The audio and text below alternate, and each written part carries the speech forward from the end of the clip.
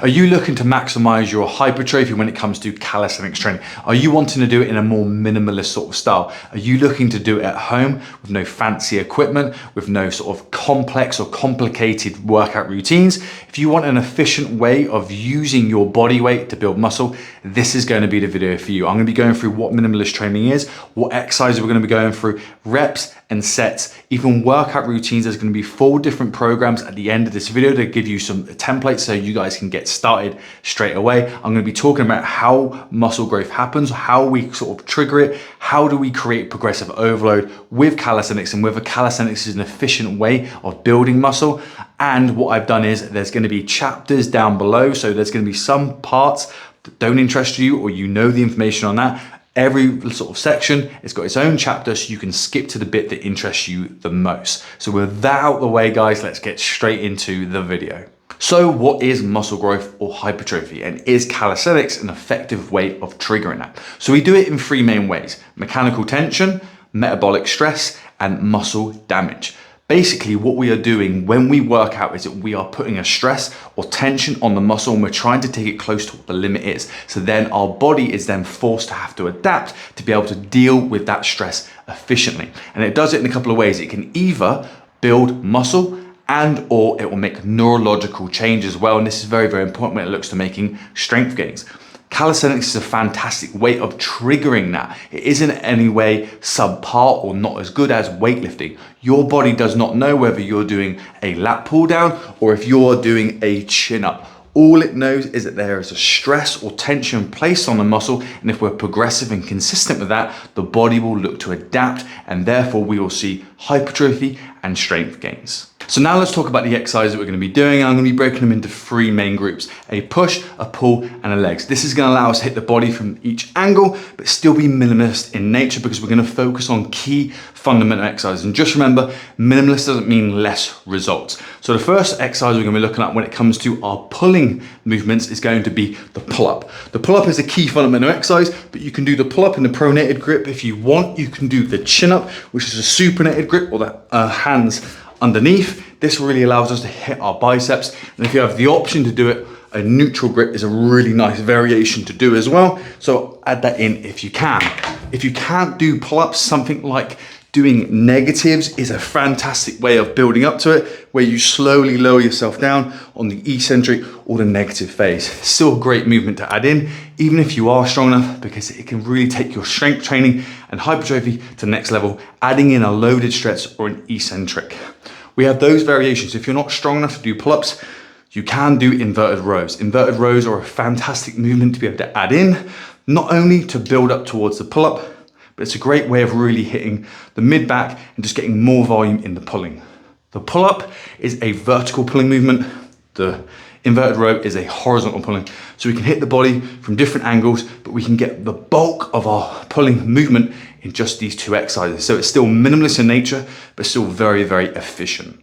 So the second lot of exercises, our pushing movements, are going to follow a similar principle to the pulling, where ideally we want to be able to hit the body from a horizontal and a vertical pulling, so we can break them up into different movements. So we will typically have the dip and the push-up together, because not only are they sort of more horizontal, but they're chest dominant. That's what we're going to try and focus on, is that chest pressing. So you can pick between the dip or the push-up, whichever one you find harder.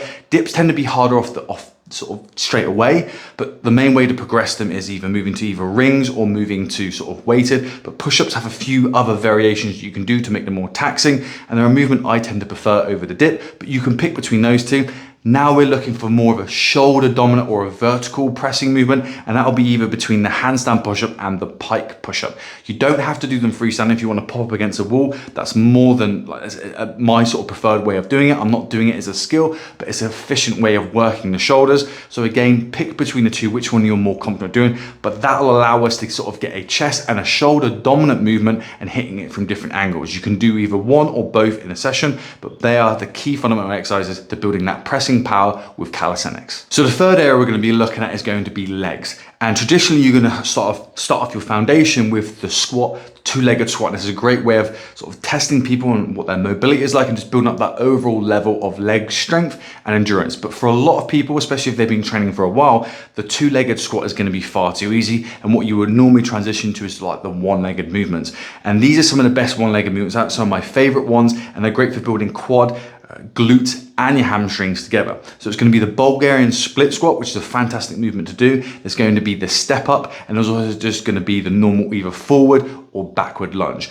Doing these 3 exercises, and I do highly recommend sort of doing at least 2 of these movements in a session, but ideally 3. And if you can do them as a sort of like a superset or triset, it's great because the legs have far more strength and endurance that you give them credit for, especially when compared to the upper body. So those are some of the key ones. If you want to add in a more glute to hamstring dominant, you can add in some bridging, or if you have the option to do it, something like Nordic curls are a fantastic way of really hitting the hamstrings to allow you to take it a little bit further. If you want to add in some calf raises, for most people, the dual leg one's gonna be too easy, but single leg calf raises are a great way to sort of finish off the movement. Lastly, and this is optional, if you want to do some core work, you sort of have 3 main options. We either have sort of like the hanging knee raise, or we sort of have the dip assisted one. If you want to do that, you can do them off the floor if you want, or you can do a plank. A plank is a great way because it allows us to really focus on stabilizing the spine, and that's the main purpose of the core, and also allows us to be able to train that kind of connecting the upper body and lower body and that transferring of power. So if you want to do a bit of extra core work, you can. However, you should really be contracting your core and being tight in all of these movements. And if you think about it, a push-up is basically a moving plank. You should be doing that plank and tensing up that core when you are doing those movements anyway, but you should be activating your core in all of these movements. So really, it's an optional thing if you want to. So now let's have a look at the ways in which we can be progressive with these movements to create that progressive overload to allow us to get bigger and stronger over time. So what is progressive overload and how do we create it within calisthenics? So first of all, to keep it in its most simplest terms, when we work out, we place a stress on the body. If that's a novel stress or something new or something our body isn't used to or can handle, the body will adapt, hence why we get bigger and stronger. That is, you can see, as the overload. We're overloading our muscles, but we also need to be progressive with that. So if we were to put a stress on the body, our body then adapts to it. If we were to continue to apply that same stress on it all the time, the body's already adapted to that stress. It no longer needs to because it can handle that stress. That's why we have to be progressive. These are the main ways in which we can create that progressive overload so we continue to make progress over the long haul. So the first main way is going to be volume. This is basically reps and sets, and overall they're added up together to be total work. So if you were to increase a rep, so let's say you're used to doing sets of 10 pull-ups and suddenly you go to 11 to 12 or so forth, you are increasing the total work that muscle is going for. It then needs to increase or adapt to that. The other way in which you can do it is you can increase sets. So if you're doing sets of 10 and you do 3 sets and suddenly you do 4, you're then doing a 4th set and then you're overall doing an extra 10 reps. So the total work is increased, it's placed upon that muscle. It then needs to adapt to that overall because it's now a new stress. There's more work to be done. The second one is going to be intensity or load. This is slightly different with calisthenics, but one of them is very similar. So the first one's gonna be like weighted calisthenics. So this is basically if you're used to doing bodyweight pull-ups and suddenly you put a vest on and now it's 5 kilos, the load has increased. So it's a new stress on the body. The body now needs to adapt to that increased or progressed overload. So again, and if you suddenly go from 5 kilos to 6 kilos, 7 kilos, that stress, that load is increased. Your body then needs to deal with that, therefore it adapts. The other way in which you can do it is with bands, where you can, if you're doing bodyweight ones and you suddenly put a band on, it's now harder to do that same movement. The tension that's placed on the muscle is harder. Those muscles have to work harder to do the same movement, and then you're progressive with that by moving to a thicker band. That's going to make it harder. The next way, which is slightly different, which is sort of unique to calisthenics, is going to be sort of the progressive sort of style of calisthenics. So this could be something from doing normal 2-arm push-ups or pull-ups into 1 arm. So now those muscles on that one side have to work harder because they're moving a higher proportion of that weight to do that movement. So again, obviously going from 2-arm pull-ups to 1 is going to make it more challenging for those muscles. And the other one is like playing around with leverages or what's going on with your body weight. So a very simple one would be either moving from a normal push-up into sort of narrow. We're now making it more harder to be able to complete that same movement. Or if we were to move our hands further down, we're now creating more torque or leverage at the shoulder joints where we're pushing from. That's going to make it harder. Or you can have things where you're doing a normal push-up and then you start elevating your feet, because now those muscles have to move a higher proportion of your body weight. It's therefore going to make it harder. The next one, the third one, is going to be range of motion. This is going to have a couple of impacts. The main one is going to be the time and attention. If you're doing push-ups from the floor, there's only so far you can go because the floor gets in the way. If you were to do it elevated, either on rings or push-up stands, you are now able to go far, far deeper. So we're going to be putting the muscle under a bigger loaded stretch, and a loaded stretch can be really helpful for triggering hypertrophy, but also the time and attention is long, because now to complete the rep, it's going to take longer because we're going for a longer range of motion. We're going to be using a range that we may not be used to, which is going to stress those muscles more, or maybe even more muscles. So again, increasing the range of motion is one way in which we can be progressive. The next one is going to be tempo, or the speed of the rep. This is going to impact in a couple of ways. Again, a main one is going to be time and attention. If you're used to doing a pull-up and you're used to just going up and down, and suddenly you go, right, I want to slow it down, especially slowing down like the lowering phase, which can be more taxing. If we slow down the speed of the rep, the time and attention increases. This is then going to make it harder. So if you don't want to move to other forms, but you just want to go slow with the pull-ups, that's a fantastic way to create that progressive overload. But the other thing is we can add in pause reps. So again, most people go up and down and just fly through it. If you were to pause at the top, pause at the bottom, that's a great way of increasing the time and attention and that control. But if you have a certain sticking point, whether it's the top bit for the chest to bar pull-ups, pausing at the top can be a good way of strengthening that area or that range of motion that you normally struggle with. And the final one is going to be rest intervals. If you lower the rest time, it's going to make it more challenging because you're going to build up that accumulation of fatigue. If you're used to resting 2 minutes between sets and suddenly you go down to 1:30 to a minute, you're not going to feel as fully recovered. You're not going to flush out those metabolic waste, those hydrogen ions, that thing that gives you the burn. Then that sort of builds up. So when you start doing a reps again, you're really building up that fatigue in a muscle. It's going to be far easier to take it to failure. And therefore, that's one way of us for triggering muscle growth. So guys, that's the main ways of creating progressive overload with calisthenics. Let's move into the actual workout programs next. So now let's get into the workout templates, or workouts that you can use. As soon as you've got this information, you can start applying it. So I'm going to break it up into 3 of the main ones with a hybrid bonus one at the end, and we're going to go through some of the variations you have. So the first one is going to be full body.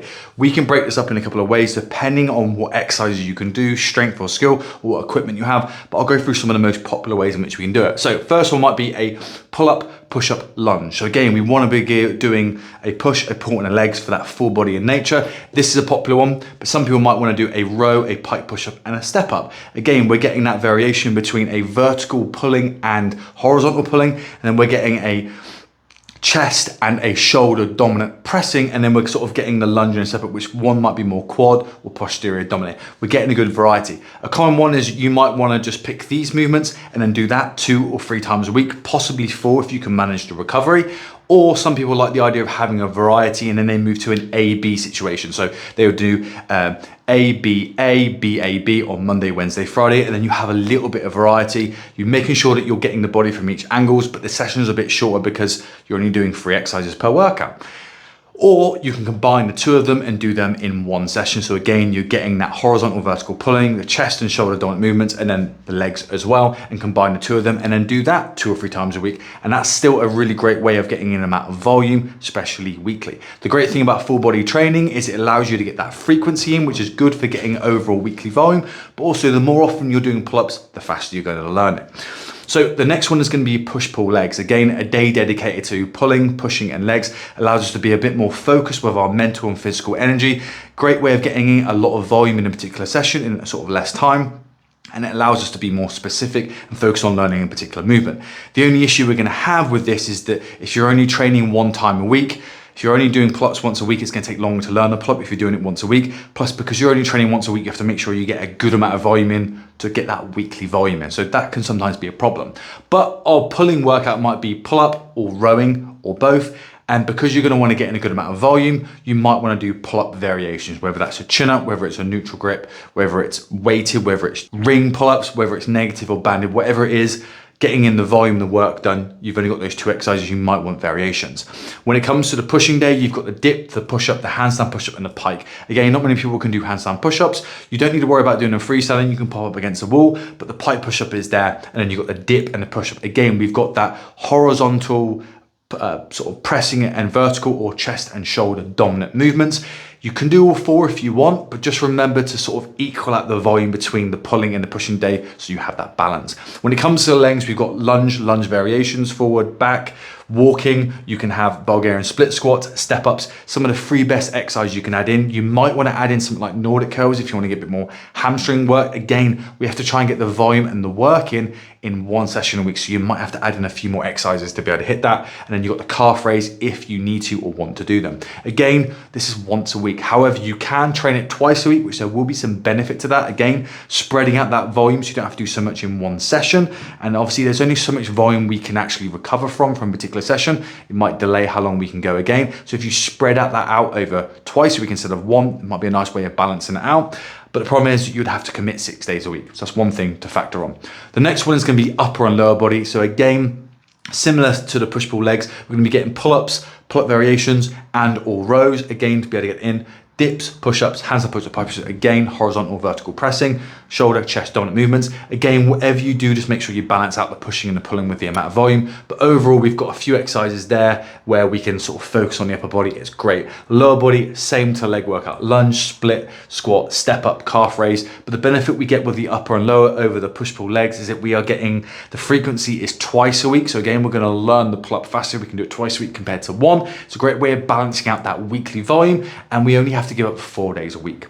So the next one is going to be like a hybrid between my 2 favorite ones, which is an upper body, lower body, and full body workout. So this allows you to hit the muscle groups twice a week while only committing 3 days a week. So again, you might do an upper body, lower body Monday, Tuesday, and then you might do a full body on Thursday or Friday. So it gives you that little bit of flexibility while still getting in that frequency without committing too many days.